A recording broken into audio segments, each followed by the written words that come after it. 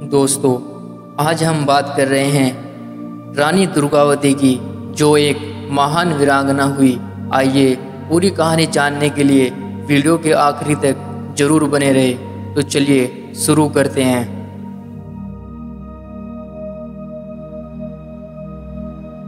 महारानी दुर्गावती प्रसिद्ध वीरांगना थी। उनका जन्म 5 अक्टूबर 1524 को चंदेल सम्राट कीर्तनराय के यहाँ हुआ था। महारानी दुर्गावती का नाम इतिहास में स्वर्णाक्षरों में अंकित है। इन्होंने अपने राज्य की रक्षा के लिए अकबर के साम्राज्य से टक्कर ली और अपने प्राण उत्सर्ग कर दिए। वर्तमान जबलपुर 16वीं शताब्दी में गढ़मांडला राज्य का एक अंग था। गोंड राजाओं का राज्यकाल लगभग 400 वर्ष रहा। गढ़मांडला का गोंड राज्य पन्ना, दक्षिण में नागपुर, पूर्व में बिलासपुर और पश्चिम में भोपाल तक फैला था। इसी गोंड साम्राज्य के सबसे प्रतापी राजा संग्राम शाह हुए। इन्हीं के शासनकाल में 51 गढ़ों का गोंड साम्राज्य स्थापित हुआ।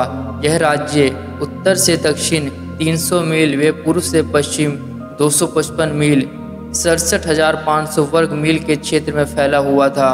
पराक्रमी संग्राम शाह की पुत्र वधू थी महारानी दुर्गावती, जिनका शासनकाल सन 1550 से 1564 तक माना जाता है। राजकुमारी दुर्गावती अत्यंत सुंदर, तेजस्विनी, सुशील और वीर थी।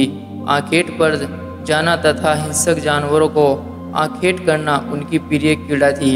इनका विवाह संग्राम शाह के पुत्र दलपत शाह के साथ हुआ, किंतु उनका वैवाहिक जीवन बहुत ही थोड़े समय तक रहा। बड़ी तरुणाई में दलपत शाह निधन हो गए और महारानी दुर्गावती ने अपने किशोर पुत्र वीर नारायण की ओर से गढ़मांडला के शासन की बागडोर संभाल ली। महारानी दुर्गावती धार्मिक प्रकृति की थी। धर्मप्रिय रानी दुर्गावती ने अपने शासनकाल में अनेक मंदिरों और मठों का निर्माण कराया। प्रजाहित में जलाशयों, कुआओं, धर्मशालाओं आदि का निर्माण भी रानी के शासनकाल की ही देन है। जबलपुर में 52 तालाब रहे हैं, जिनमें से अधिकांश सूख गए हैं और उन पर निर्माण हो गया है। कुछ एक अभी भी शेष है। रानी का शासन मुगल सम्राट अकबर के बर्दाश्त से बाहर था। अंत में उसने बहाने से चढ़ाई कर दी। कहते हैं कि रानी के पास एक अत्यंत सुंदर सफ़ेद रंग का हाथी था, जिसका नाम सरमन था। उनके दीवान आधार सिंह विश्वपात्र वे कुशल राजनीतिज्ञ थे। अकबर ने इन दोनों को रानी से उपहार स्वरूप मांगा। रानी ने तिरस्कार पूर्वक खबर भिजवा दी कि ये दोनों नहीं भेजे जा सकते। इस पर अकबर नाराज हो गए और उसने आसफ खां को गढ़मांडला पर चढ़ाई करते भेज दिया। जबलपुर के निकटवर्ती उस ऐतिहासिक स्थल नेरेई नाले पर युद्ध की परिस्थितियां बन गई। कुछ लोगों ने रानी को सलाह दी कि अच्छा हो सुलह कर ली जाए, किंतु रानी ने उत्तर दिया, मैं सिंह रानी हूँ, क्या कभी सिंह और सिंहनी मैदान छोड़कर भागे हैं? मैं जिल्लत जिंदगी से मौत कहीं अधिक पसंद करूँगी। उस समय रानी के पास मात्र 2000 पैदल सैनिक थे। रानी उस समय जबलपुर में स्थित अपने निवास मदन महल में थी। सारी स्थिति का गहन अवलोकन कर उन्होंने नरई नाले के समीप पड़ाव डाल लिया। यह स्थान ढलवान जंगलों में से है।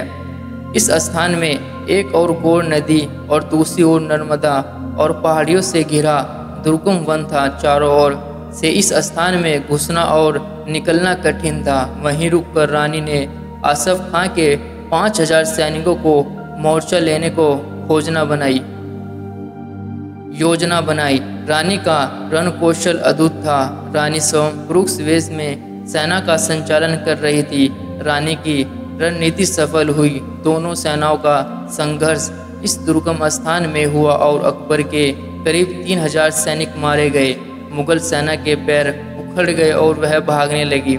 रानी ने मौजा करीबा के पास से भागने वाले का शाम तक पीछा किया। रानी का इरादा था कि रात को ही मुगल सेना पर आक्रमण कर दिया जाए, किंतु रानी की सलाह उसके दिन भर थके हारे फौजदारों को नहीं रोकी। फलस्वरूप सूर्योदय के साथ ही मुगल सेना पहाड़ी में प्रवेश कर चुकी थी। अपनों को घिरा देख रानी ने नवयुवा पुत्र वीर नारायण को सुरक्षित स्थान पर पहुंचा दिया और बड़े ही कौशल से रण संचालन करती रही। एक तीर उनकी बाजू में लगा, उन्होंने उसे तुरंत निकाल फेंका। फिर तीर उनकी आंख में लगा, दूसरा रानी ने उस तीर को भी निकाल फेंका। इसी समय तीसरा तीर उनकी गर्दन में लगा, रानी पूरी तरह घायल हो गई।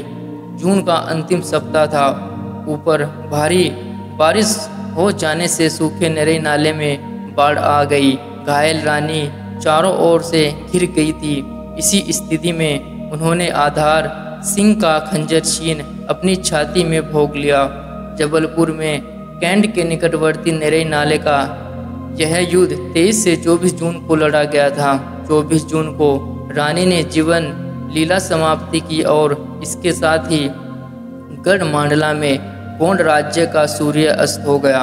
अकबर को गढ़मांडला विजय से अपार संपन्नता एवं संपत्ति प्राप्त हुई। रानी की राज्य के ऐतिहासिक महत्व को निरूपित करते हुए स्वयं राम भरोसे अग्रवाल ने लिखा कि गोंडवाना के पराभव के पश्चात लड़खड़ाते मुगल साम्राज्य को संबल मिल गया।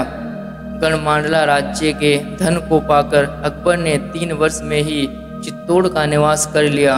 रानी दुर्गावती की प्राच्य ने उखड़ते हुए मुगल साम्राज्य की नींव जमा दी। जबलपुर से लगभग 12 से 13 मील दूर बरेला के पास आज भी महारानी की समाधि है, जहां प्रत्येक श्रद्धालु 2 पत्थर या फूल चढ़ाकर अपनी श्रद्धांजलि अर्पित करते हैं। आज़ादी के बाद वहां महारानी की हाथी पर सवार भैं मूर्ति स्थापित कर दी गई थी। महारानी दुर्गावती की कुर्बानी एक अमर गाथा है, उनकी कोई तुलना नहीं है। भारत की माटी में मिलकर वे आज भी शौर्य गाथाओं में जीवित है। शिखरों से ऊंची जिनकी नभ में झूठी ख्याति है, वह कोई और नहीं रानी दुर्गावती देश की थाती है। दुर्गा का यह रूप साहस शौर्य की वह मूरत है, मुगलों को पराभूत करती देवी वह सूरत है। यह कुछ लाइन बहुत अच्छी लिखी है। लिखने वाले ने ऐसे ऐसे वीर बहादुर हमारे भूमि पर जन्म लेते रहे और लेते रहेंगे। ऐसी वीरांगना शस्त्राणी का देश का सत सत नमन है। देश को ऐसे बहादुरों की ज़रूरत है जिससे हमारा देश कभी भी किसी का गुलाम नहीं बनेगा। तो दोस्तों, जय हिंद, जय भारत। कैसी लगी हमारी वीडियो कमेंट करके ज़रूर बताएं और चैनल को सब्सक्राइब करना ना भूलें।